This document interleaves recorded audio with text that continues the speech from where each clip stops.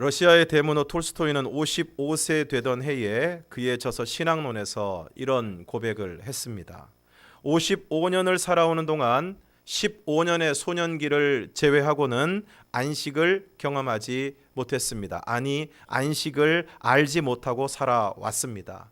18세 되던 해에는 신이 인간을 만든 것이 아니라 인간이 신을 만들었다는 친구의 말에 설득되어 기독교를 떠나기로 결심했습니다. 종교를 포기하는 것이 진정한 자유를 얻는 길이라고 착각했습니다. 그러나 내 나이 55세, 이제 나는 내가 버린 어머니의 품과 같은 신앙의 품으로 다시 돌아왔습니다. 종교로 돌아온 것이 아닙니다. 예수 그리스도에게 돌아왔습니다. 예수님의 품 안에서 참된 안식을 발견했습니다. 이 고백에서 톨스토이가 기독교를 떠나게 된 이유가 무엇입니까? 신이 인간을 만든 것이 아니라 인간이 신을 만들었다는 친구의 말을 들었기 때문입니다. 오늘 범죄한 아담에게 하나님은 가장 먼저 이렇게 말씀하고 계십니다. 내가 내 아내의 말을 듣고 내가 내게 먹지 말라 한 나무의 열매를 먹었은즉. 무슨 말씀입니까? 아내의 말을 듣고 내 말을 듣지 않았다는 것입니다. 틀림없이 하나님은 아담에게 먹지 말라, 먹는 날에는 반드시 죽는다 말씀하셨습니다. 그런데 아담이 어떻게 했습니까? 하나님의 말씀을 듣지 않고 아내의 말을 듣고 하나님이 먹지 말라 한 나무의 열매를 먹은 것입니다. 그러므로 핵심은 무엇입니까? 누구의 말을 들을 것인가? 오늘 여러분은 누구의 말을 듣고 계십니까? 누구의 말을 가장 귀담아 듣고 계십니까? 오늘 여러분을 움직이는 것이 누구의 말입니까? 알람이 울립니다. 새벽 기도에 나가야 되는데 아내가 말합니다. 오늘은 날도 춥고 하니까 그냥 더 잡시다. 주일 아침에 일어났는데 너무 피곤합니다. 비도 옵니다. 몸도 무겁습니다. 여보, 오늘은 너무 피곤하니까 오늘은 그냥 우리 늦잠 푹 자고 이따 오후에 공원에 나갑시다. 신학자 C.S. 루이스가 쓴 악마의 편지라는 책에 이런 이야기가 나옵니다. 영국의 어떤 신사가 일주일에 한 번 도서관에 가는 습관이 있었습니다.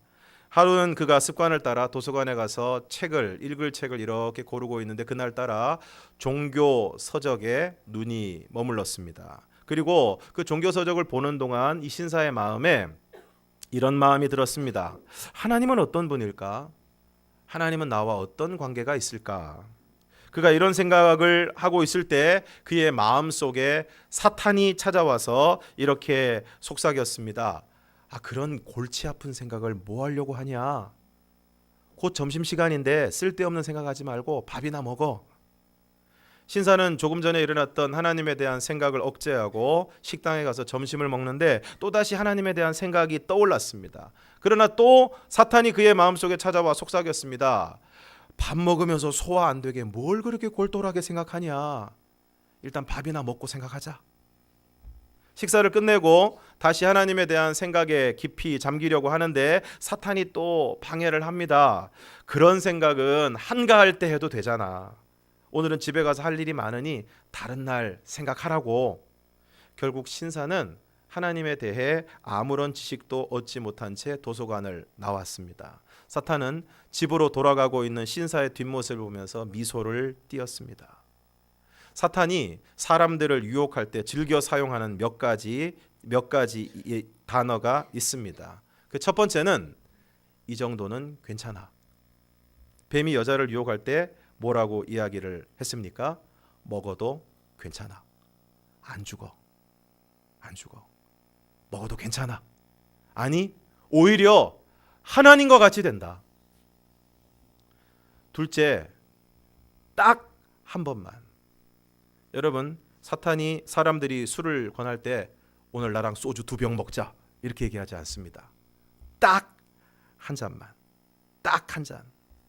범죄의 자리로 유혹할 때 사람들이 뭐라고 얘기합니까? 딱 한 번만. 딱 한 판만. 그런데 그 딱 한 번이 인생을 망치는 것입니다. 딱 한 잔 때문에 평생 술을 끊지 못하고, 딱 한 모금 했던 것이 평생 담배를 끊지 못하고, 딱 한 번 했던 일들이 도박과 약물과 게임의 중독으로부터 벗어나지 못하게 만드는 것입니다. 세 번째, 너는 아직 젊어. 사탄은 더 열심히 신앙생활을 하려는 성도들의 귀에 대고 속삭입니다. 너 아직 젊어.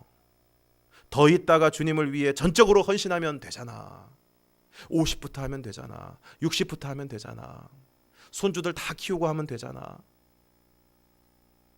사단의 이 말에 속아서 수많은 사람들이 젊은 시절을 허송하고 후회에 눈물을 흘리는 사람들이 있습니다. 네 번째는 다 이렇게 산다.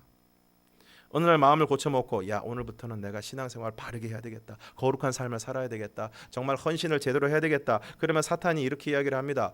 남들 다 대충 신앙생활하고 주일날 한 번 교회 가고 그냥 체면 구기지 않을 정도로 신앙생활 하는데 넌 뭐가 그렇게 특별하다고 열심을 내려고 그러느냐.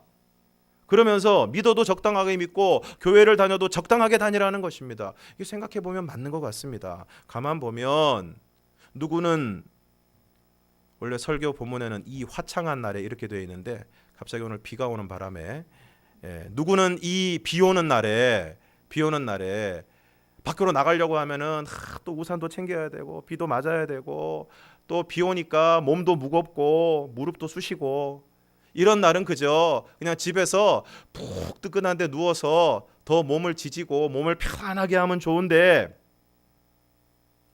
누구는 쉬운 방법으로 돈을 벌어도 괜찮은 것 같은데 다른 사람들 다 그렇게 사는데 예수 믿는다고 하는 사람들도 다 거짓말하고 다 못된 짓하고 대충 신앙생활하고 다 그렇게 사는데 네가 무슨 대단한 사람이라고 누구도 그렇게 살고 누구도 그렇게 사는데 네가 뭐 대수라고 그렇게 신앙생활을 특별히 열심히 하려고 하느냐.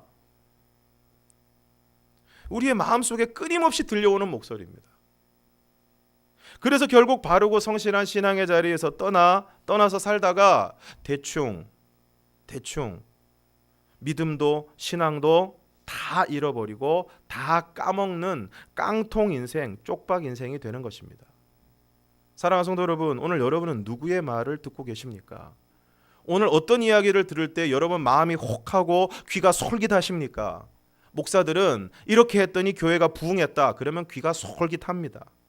오늘 여러분은 어떠십니까? 이렇게 했더니 돈을 많이 벌었다. 이렇게 했더니 애가 좋은 대학에 갔다. 이렇게 했더니 살이 빠졌다. 이렇게 했더니 예뻐졌다. 그런 말들에 귀가 솔깃하지 않으십니까? 사랑하는 성도 여러분, 오늘 저와 여러분이 아내의 말이 아니라 사람의 말이 아니라 하나님의 말씀을 듣는 저와 여러분이 되기를 바랍니다. 사탄의 소리가 아니라 하나님의 말씀에 이끌리는 저와 여러분이 되기를 바랍니다. 세상의 소리가 아니라 하나님의 소리에 귀 기울이는 오늘 저와 여러분이 되기를 주님의 이름으로 축원합니다. 오늘 우리의 귀에는 두 가지 소리가 끊임없이 들립니다. 사람의 소리가 들리고 하나님의 말씀이 들립니다. 사탄의 소리가 들리고 하나님의 말씀이 들립니다. 유혹의 소리가 들리고 하나님의 말씀이 들립니다.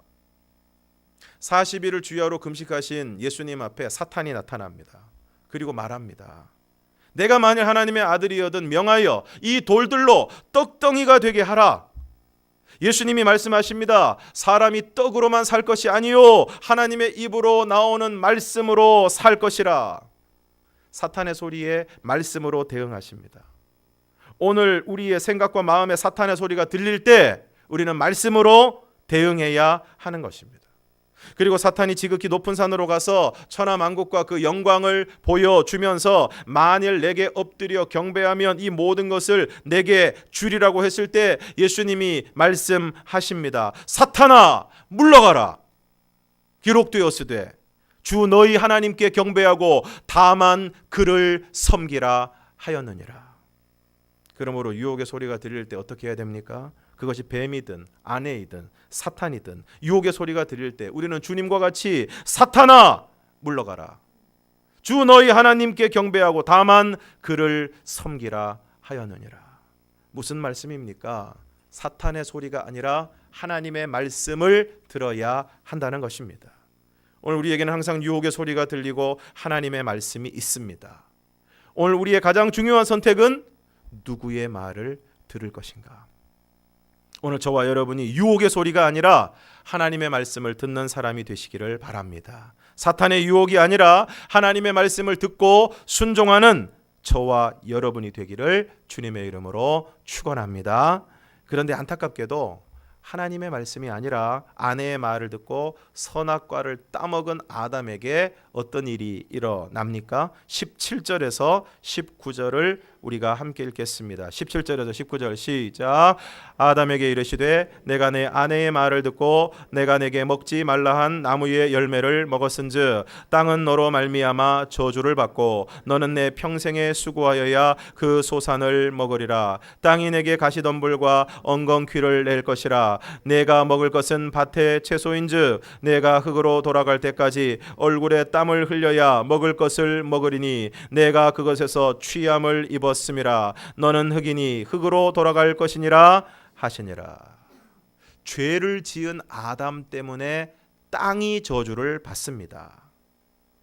죄를 지으면 내가 죄를 지으면 죄를 지은 나 때문에 누군가가 저주를 받습니다. 고통을 당하게 되는 것입니다. 아담이 죄를 지었는데 땅이 저주를 받았습니다. 누군가 음주 운전을 했는데 그 차에 부딪힌 승용차에 타고 있던 여대생이 전신 화상을 입어서 평생을 장애를 가지고 살아가게 되었습니다. 내가 저지른 죄 때문에 아내와 아이들이 상처를 입고 가정이 어려움을 당하는 것입니다. 그러므로 죄에 대해서 생각할 때 우리가 꼭 기억해야 될 것은 죄는 나만의 문제가 아니라는 것입니다. 내가 지은 죄가 누군가를 아프게 합니다. 내가 지은 죄가 가정을 어렵게 합니다. 내가 지은 죄가 공동체를 어렵게 만드는 것입니다. 조금 더 이익을 남기기 위해 안전을 고려하지 않고 무리하게 증축한 백화점 건물이 무너집니다.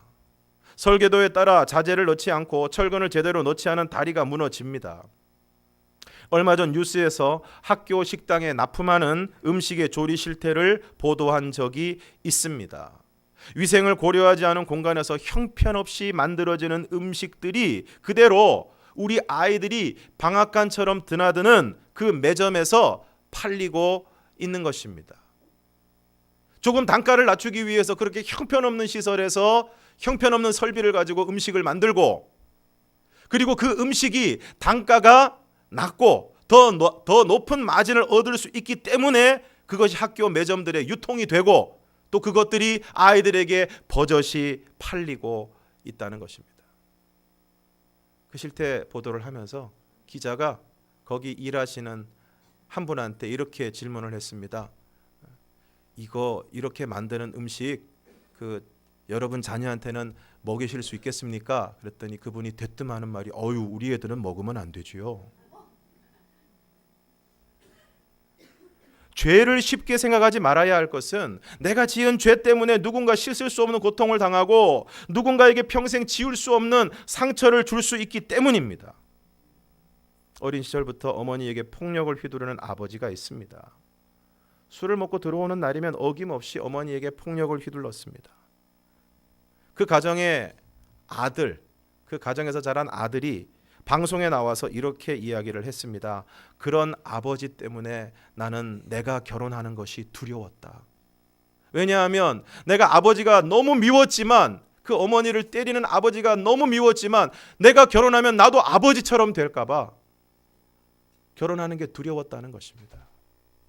그 집의 딸은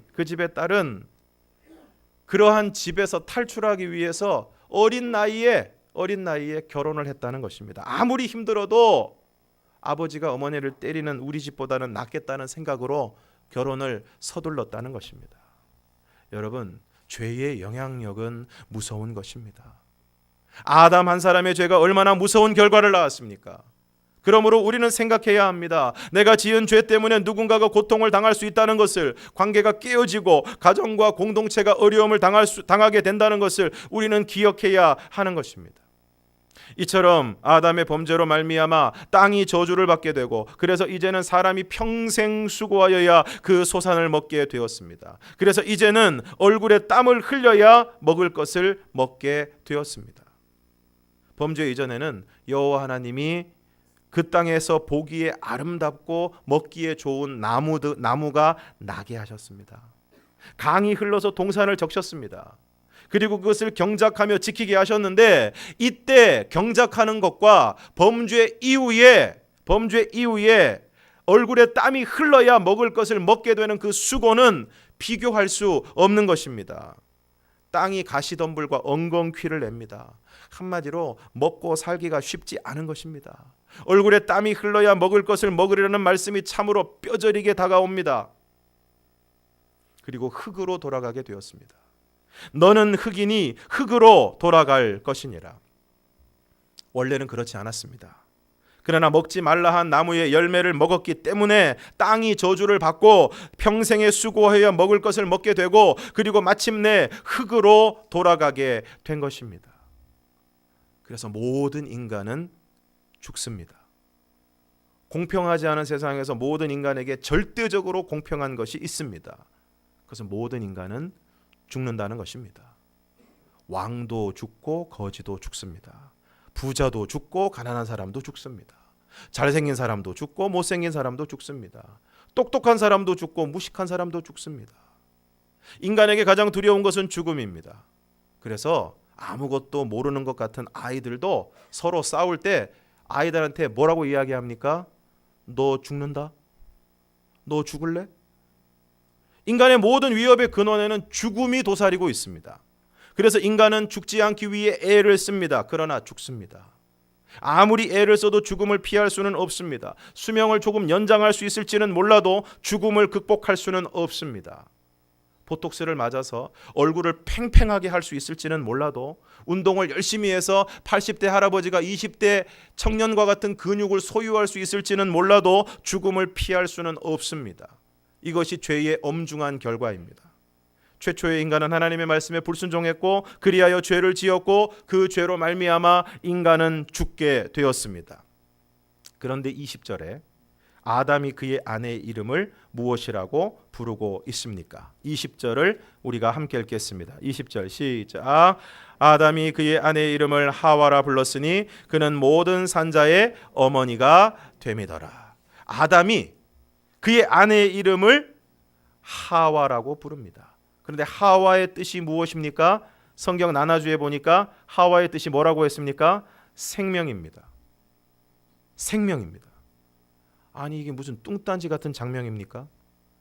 이제 인간은 범죄함으로 말미암아 원래 지음을 받았던 흙으로 돌아가게 되었습니다. 죽게 되었습니다. 그런데 아담은 그의 아내의 이름을 하와라고 부릅니다. 생명이라고 부릅니다. 그리고 성경은 이렇게 말씀합니다. 그는 모든 산자의 어머니가 됨이더라.